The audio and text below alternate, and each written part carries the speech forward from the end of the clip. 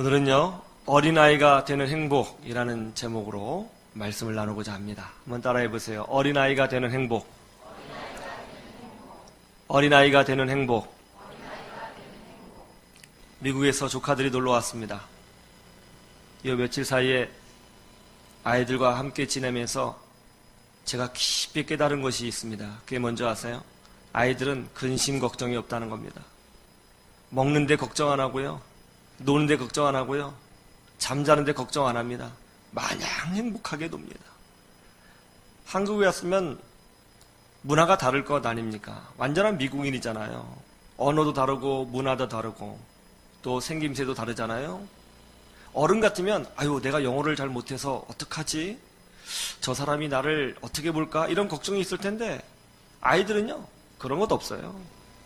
아니, 저는 아이들끼리 놀면서 깨달은 게 뭐냐면은 우리 애는 한국말하고 저쪽은 영어 하는데 어떻게 알아듣는지 잘 놀아요. 막 소리를 지르면서 막 같이 깔깔거리면서 막 서로 막 대화를 하는데 제가 볼 때 전혀 다른 얘기를 하고 있거든요. 근데 어떻게 잘 놀고 아주 기쁘게 지내더라고요. 야, 아이들은 참 근심 걱정이 없구나. 우리가 저렇게 살면 얼마나 좋을까, 그런 생각을 했습니다. 어른이 되면 근심 걱정이 많아지죠. 생각이 많아집니다. 실제로 한 의료기관에서 조사를 했는데요, 우리나라에 불안장애로 병원을 다니고 있는 사람이 약 5만 5천 명 정도가 된다고 합니다. 근데 실제적으로 우리나라에서는 자기가 불안 증세가 있다고 해서 병원에 가는 문화가 아니잖아요. 그러니까 병원에 가지 않고 그것을 병으로 생각하지 않고 참고 있는 사람까지 생각한다면 약 100만 명, 많게는 한 150만 명 정도가 불안함과 근심 걱정과 어떤 알 수 없는 스트레스를 경험하며 살고 있다는 것이죠. 이 불안장애가 있으면은 어떻게 되냐면 일단 불면증이 찾아온답니다. 잠을 잘 자지 못해요. 그리고 심하면 안면마비가 오고요, 대인기피증이 생기고, 특별히 일도 없는데 괜히 짜증이 나고 화가 나는 거예요. 자꾸 짜증을 내고 화를 내고 목소리가 커지는 거죠. 정말 심하면 호흡 곤란이 오고요, 우울증까지 경험하게 된다고 합니다.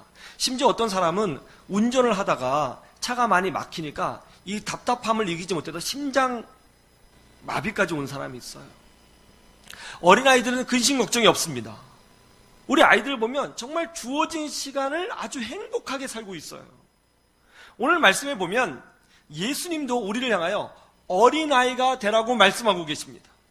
하나님 나라에서는 모든 것을 다 깨달은 사람, 상당한 권력을 가진 사람, 모든 지혜를 가진 현인, 이런 사람이 큰 사람이 아니고 뜻밖의 어린아이와 같은 사람이 큰 자라고 말씀하고 계십니다. 여러분, 어린아이가 되라, 이 말씀의 의미가 뭡니까? 정말 그것이 아이가 되라는 뜻인가요? 그것은 아니죠. 우리 주님이 우리를 향하여 너희가 어린아이와 같이 돼야 천국에서 큰 사람이다, 이렇게 말씀하신 것은 정말 우리가 갓난아이가 되라는 그런 뜻이 아니고 어린아이가 가지고 있는 어떤 독특한 특징들을 너희가 배우라고 말씀하고 계시는 것입니다. 그런 영적인 배움, 깨달음이 있을 때에 천국에 사는, 우리가 이 땅에서 하나님과 동행할 때에 누릴 수 있는 그 기쁨과 은혜와 영광과 권능과 평강을 경험하게 된다는 것이죠.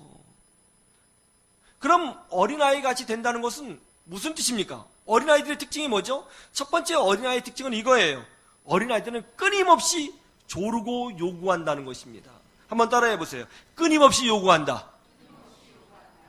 제가 아이들하고 한두 주 같이 있으면서 깨달은 게 뭐냐면 아이들은 정말 끊임없이 조르고 끊임없이 요구해요.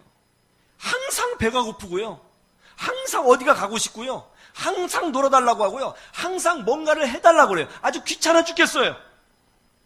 아주 화가 날 정도입니다. 자꾸 하다 보니까 저도 모르게 자꾸 됐어, 이제 하지마, 그만, 아까 해줬잖아, 자꾸 이런 얘기를 해요. 근데 하지마, 아까 해줬지, 더 이상 말하지마, 이렇게 말해도 그때뿐이에요. 한 1, 2분 지나면 아빠 이거 해주세요, 아까 말했잖아, 소리를 자꾸 지르게 돼요.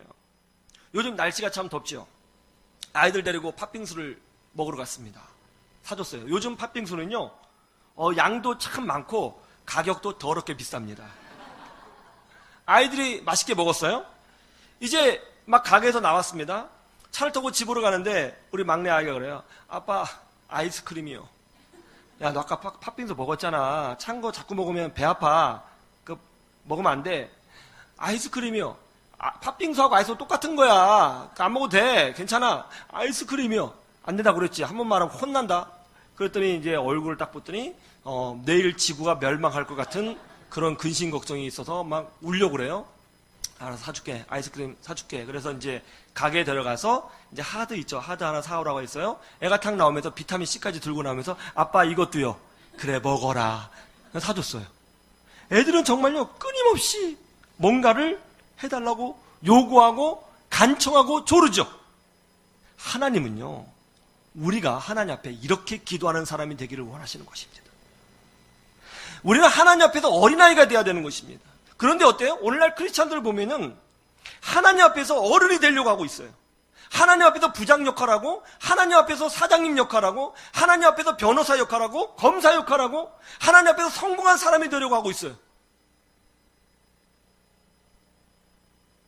여러분, 이런 사람은 하나님 나라에서 대접받지 못합니다. 하나님 나라의 큰 자는 어린아이와 같은 사람이 돼야 되는 거예요. 뭔가 하나님의 도움이 없으면 살 수 없는 것처럼, 하나님의 은혜가 없으면 살 수 없는 것처럼 끊임없이 조르고 간청하는 사람, 그 사람이 바로 천국에서 큰 자죠. 누가복음 18장 1절에서 8절 한번 보시죠. 아주 재밌는 부분이 있어요. 누가복음 18장 1절에서 8절.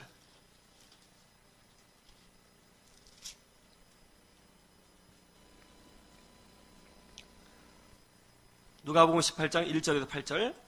한 절씩 한번 교독해 볼까요? 제가 먼저 볼게요. 예수께서 그들에게 항상 기도하고 낙심하지 말아야 할 것을 비유로 말씀하여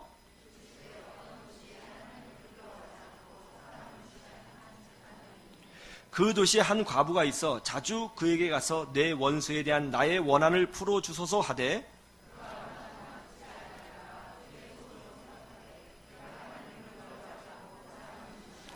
이 과부가 나를 번거롭게 하니 내가 그 원한을 풀어주리라. 그렇지 않으면 늘 와서 나를 괴롭게 하리라 하였느니라.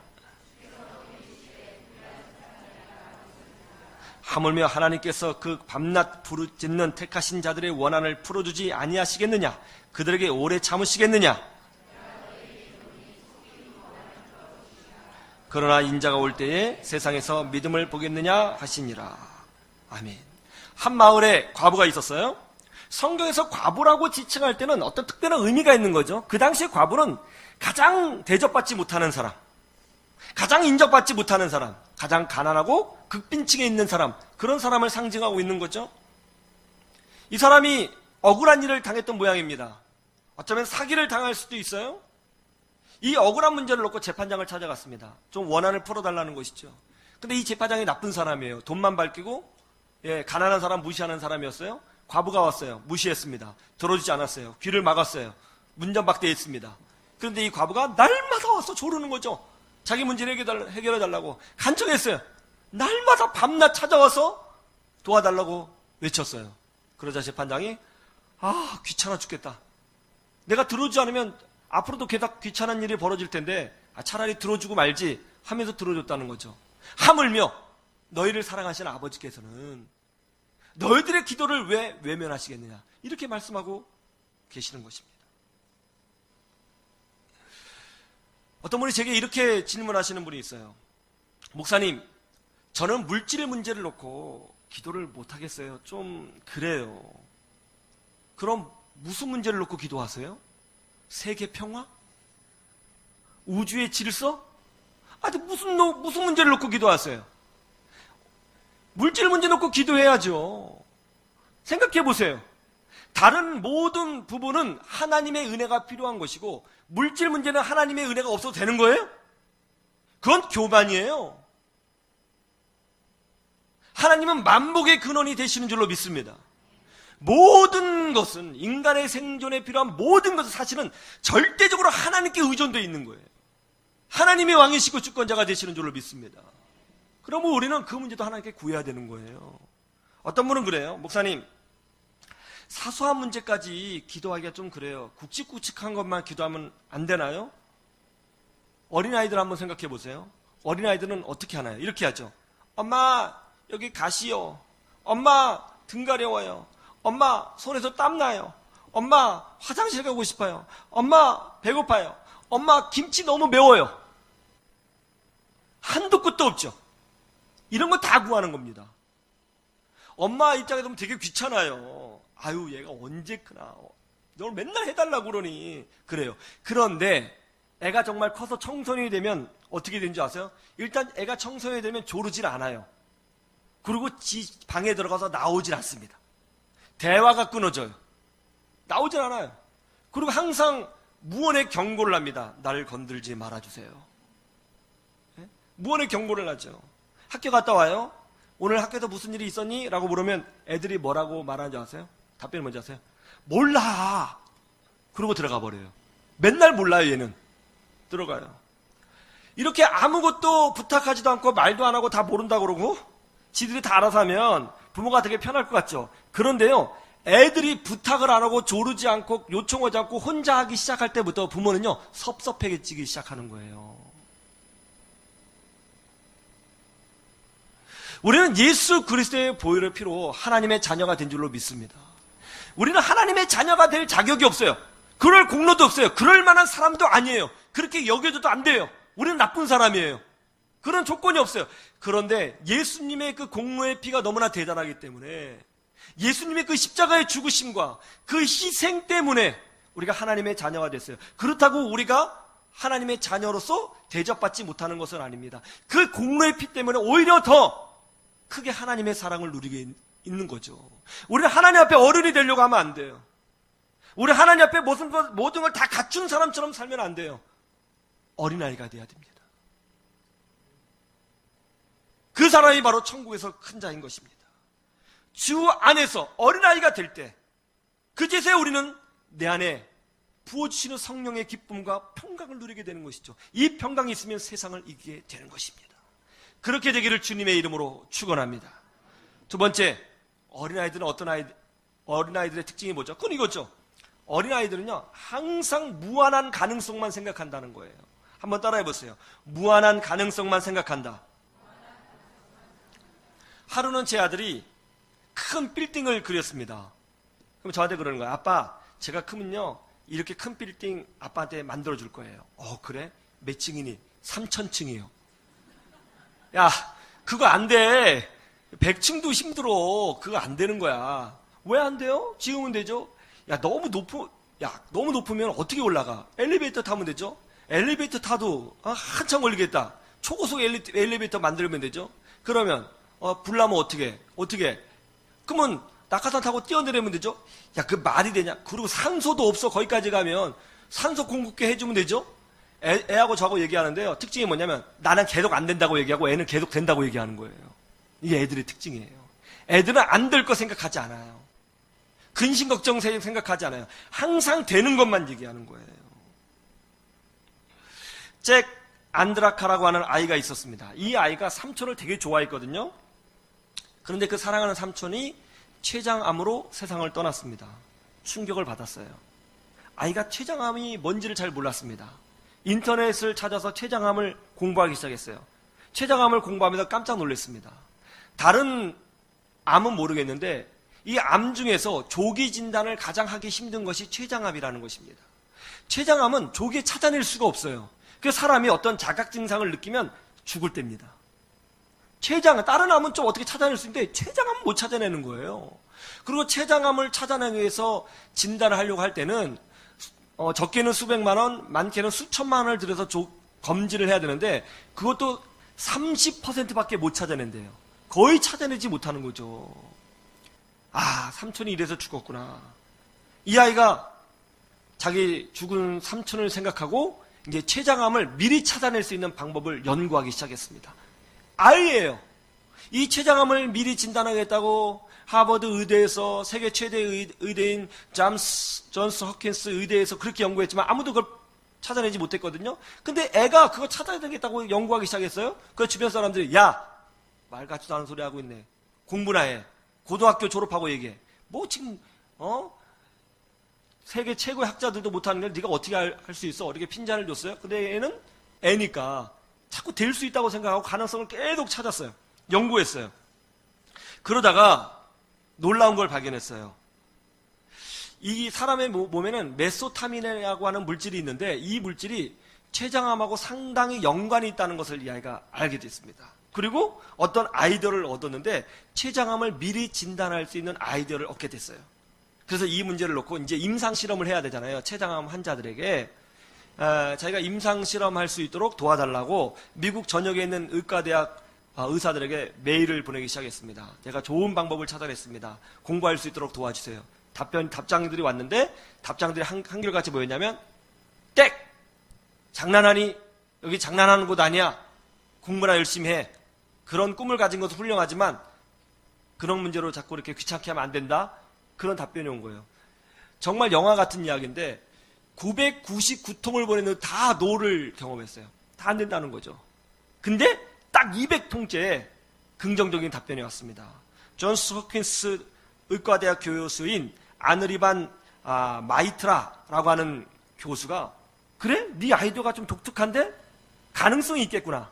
우리 학교에 와서 우리 연구실 한번 연구해봐라. 그래서 이 아이가 존스 호킨스 의과대학 아이인데 가서 연구를 했고 7년 만에 세계 최초로 췌장암을 진단할 수 있는 키트를 발명하게 됩니다. 그런데 이 키트 가격이 얼마냐면 전에는 수백만 원, 수천만 원 들여서 조기 진단을 했잖아요. 근데 이 키트 가격이 얼마냐면 100원이에요. 100원으로 진단할 수 있어요. 더 놀라운 거는 전에는 수천만 원을 들여도 조기 진단율이 30%밖에 되지 않았는데 이 100원짜리 키트는 100%였습니다. 이 아이가 몇 년 전에 미국 최고의 과학 대상을 받았어요. 저는 이 아이를 보면서 이런 생각을 했습니다. 다른 게 능력이 아니고 할 수 있다고 생각하는 것 자체가 능력이요. 그것이 하나님의 축복이구나. 이스라엘 백성이 가나안 땅에 들어갈 때에 10명의 정탐꾼이 그 땅을 악평하면서 부정적으로 말합니다. 우리 그 땅에 가면 다 죽습니다. 우리 그 땅에 가면 다 망합니다. 거기 있는 사람들은 다 용사고 대단한 사람들이고 전쟁에 능한 사람들입니다. 우리 그 땅에 가면 망합니다. 안 됩니다. 그러자 사람들이 그 얘기를 듣고 절망에 빠져서 막 울부짖었습니다.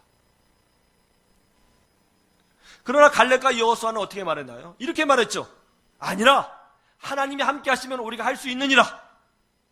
하나님이 우리와 함께 하시면 오히려 그들이 우리의 밥이라. 그렇게 얘기를 했어요. 여러분 이게 능력이에요. 10명이 안 된다고 얘기했어요. 2명만 된다고 얘기했어요. 퍼센테이지로 보면 소수죠. 근데 이게 능력이에요. 다른 게 능력이 아니죠. 어린아이들은 안 되는 것, 못하는 것, 절망적인 것 미리 계산하지 않습니다. 그들은 참 이상하게도 되는 것만 생각하고 얼토당토 않는 이야기인 것 같지만 항상 뭔가를 가능성을 생각해요. 어린아이는 항상 그래요. 근데 크면서 사람들이 바뀌어요. 너무나 많이 알아요, 인생을.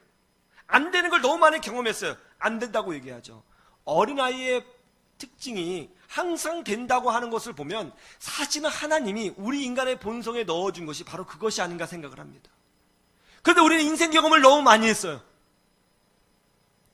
세상에서 너무나 안 되는 것을 봤어요. 그래서 항상 우리는 안 된다고 얘기해요. 안 된다고 얘기해요. 여러분 사람이요 자꾸 안 된다고 얘기하면 정말 안 돼요. 자꾸 죽는다고 얘기하면 정말 죽어요. 자꾸 병 걸린다고 하면 정말 병 걸려요. 자꾸 망한다고 하면요 별것도 아닌 것 같은 정말 그런 일이 벌어져요. 감사를 하면 감사하는 사람은 감사를 불러오고요. 기쁨을 말하는 사람은 기쁨을 누리게 되고요. 은혜를 노래하는 사람은 은혜를 누리게 되는 거예요. 여러분 우리는 하나님을 믿는 사람입니다. 예수 안에서 하나님이 함께 하시면 할 수 있느니라 이렇게 외치는 사람이 돼야죠. 하나님 앞에서 어린아이와 같은 사람이 되기를 주님의 이름으로 축원합니다. 세 번째, 어린아이는 어떤 사람들이죠? 어린아이 특징은 이래요. 아이들에게는 엄마 아빠가 최고예요. 한번 따라해 보세요. 엄마 아빠가 최고다. 아내가 시장을 보기 위해 마트에 갈 때가 있었습니다. 그런 처음은 괜찮은데 조금 시간이 지나면 그때부터 난리가 납니다. 우리 막둥이가 찾아와서 물어요. 아빠, 엄마 언제 와요? 아까 30분 전에 갔으니까 1시간 뒤면 오실 거야. 기다려. 네. 그리고 2분 후에 다시 옵니다. 아빠, 엄마 언제 와요? 그러니까 58분 후면 올 거야. 알았지? 기다려. 네, 가요. 또 와요. 울상에 돼서. 아빠, 엄마 언제 와요? 55분 뒤에 올 것 같아. 기다려. 아까 말했잖아. 네. 그러고 계속 물어봐요. 그럼 나 전화 거는 거예요, 결국. 엄마 언제 와요? 그래요. 엄마가 와요? 별게 없어요. 그때부터 애가 아무것도 없는데 마음의 안정을 찾기 시작하면서 그냥 막 혼자 자기 재밌게 노는 거예요. 엄마 아빠가 최고인 거죠.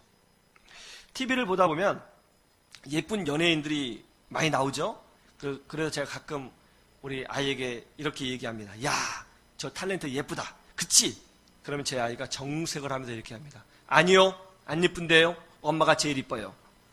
그래, 엄마가 제일 이쁜데 객관적으로 괜찮잖아.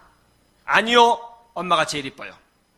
그래, 알아. 엄마가 제일 이뻐. 일단 엄마는 1등이라 치자. 엄마는 일정가 1등이야? 한 2등 정도는 되지 않겠냐? 아니요, 엄마가 제일 이뻐요. 무조건 엄마만 이쁘대요. 여러분 하나님을 그렇게 사랑하세요? 여러분은 무조건 세상에 화려한 것이 있고 아름다운 것이 있고 재미있는 것이 있어도 아니요, 나는 오직 주님입니다. 그렇게 말하고 살고 있습니까? 모세 후계자가 여호수아죠. 여호수아가 이스라엘 백성을 이끌고 드디어 가나안 땅에 들어갑니다. 그리고 거기서 하나님을 대적하는 자들을 심판하고, 그리고 이스라엘이 가나안 땅에 정착하도록 길을 열어줍니다. 마지막에 여호수아가 이스라엘 백성 앞에서 최후의 유언을 하게 되는 날이 오게 됩니다. 그때 여호수아가 이스라엘 백성 앞에서 한 그 마지막 유언이 뭔지 아세요? 그 내용이 이거예요. 그 내용이 만일 여호와를 섬기는 것이 너희에게 좋지 않게 보이거든 너희 조상들이 강 저쪽에서 섬기던 신들이든지 또는 너희가 거주하는 땅에 있는 아모리 족속의 신들이든지 너희가 섬길 자를 오늘 택하라. 오직 나와 내 집은 여호와를 섬기겠노라. 그렇게 고백했어요. 이게 무슨 의미인지 아세요? 그 당시에 이스라엘 백성이 가지고 있었던 성전은 천막으로 만든 성전이었습니다. 그러나 아모리 족속은요, 큰 대리석으로 지금 봐도 입이 쩍 벌어질 만한 엄청나게 아름다운 성전을 가지고 있었습니다. 우상을 섬기는 성전이요. 여러분, 이집트를 생각해 보세요. 피라미드가 있었습니다. 세상의 신들은요, 우상들은요, 굉장히 화려했어요. 너무나 멋있었습니다. 반짝거렸죠. 그러나 여호수아는 그런 것에 흔들리지 않겠다는 겁니다. 이거는요, 여호수아가 이스라엘 백성을 교육하는 내용이기도 하지만 사실은 여호수아 자신의 신앙 고백이에요. 그럼에도 불구하고 아무리 화려한 것이 있어도 나는 오직 주님이다. 나는 오직 여호와만 섬기겠노라. 그렇게 고백하고 있는 거죠. 하나님이 내 안에 계시고 예수님의 사랑과 은혜가 내 안에 충만한 사람은 세상이 내 마음에 들어올 틈이 없습니다. 비집고 들어올 틈이 없어요. 왜 세상의 것에 자꾸 흔들리는지 아세요? 왜 쓸데없는 것에 넘어지는지 아세요? 내 안에 공간이 많거든요. 빈 부분이 많거든요. 하나님이 없어요. 내 안이 헝해요. 그러니까 자꾸 세상 것이 비집고 들어오는 거예요. 그러나 예수 그리스도의 사랑과 그 십자가의 은혜와 내가 받은 은혜가 얼마나 크다는 것을 깨닫고 내 안에 주님의 은혜만 가득 차다면 세상이 내 안에 비집고 들어올 자리가 없는 거죠.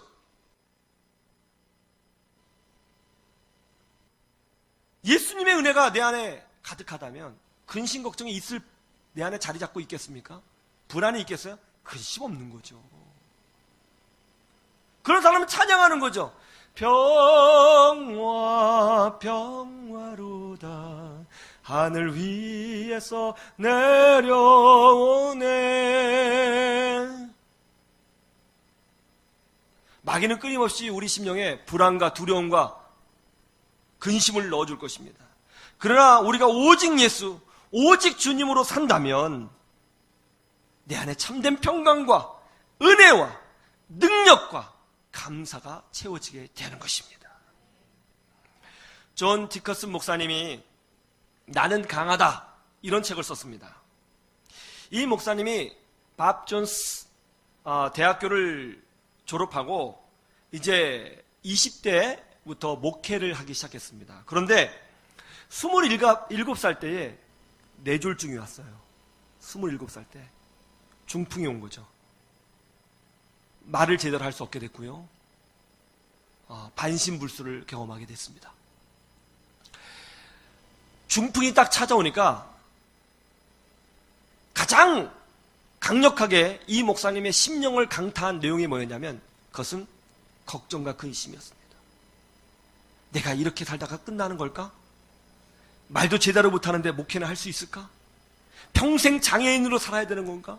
평생 누군가의 도움을 받으면서 화장실을 다녀야 되는 건가? 이렇게 살다가 끝인가? 나 이제 20대밖에 안 됐는데 이렇게 살아야 되는 건가? 내가 온전히 살 수 있을까? 사람들에게 인정받을 수 있을까? 건강은 회복될 수 있는 걸까?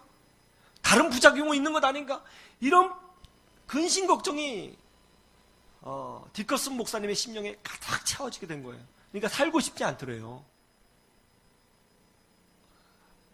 그러다가 어느 날 기도하는데 성령께서 놀라운 깨달음을 주셨습니다. 그게 뭐냐면 그건 이거예요. 이 고난과 이 아픔이 우연히 일어난 것이 아니라 하나님의 절대 주권 아래서 일어난 일이라면 내가 근심할 게 뭔가?